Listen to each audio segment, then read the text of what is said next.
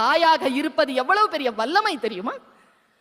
தந்தையாக இருப்பதில் வல்லமை தேவை கிடையாது, தாயாக இருப்பதில் வல்லமை தேவைப்படுகிறது. வல்லமை என்பது பொறுமை, வல்லமை என்பது கருணை.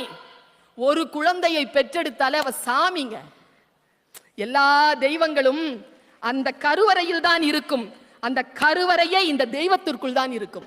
தாய் ரொம்ப உயர்ந்தவள், தாய் ரொம்ப உயர்ந்தவள். ஒரு குழந்தைய பெற்றெடுத்தாலே அவ சாமி. அவ ஒரு குழந்தையும் பெற்றெடுக்கல, ஒரு குழந்தையை பெற்றெடுத்தால் தாயாகத்தான் இருந்திருப்பாள். அவள் கருணை உற்றாளுங்க, அவ கருவுறல, கருணை உற்றாள். அதனால் தான் அன்னை தெரேசாவாக இன்றைக்கும் நம் அத்துணை பேருக்கும் தாயாக நிற்கிறாள். அவள் கருவுறவும் செய்வாள், அவளால் கருணை உறவு முடியும்.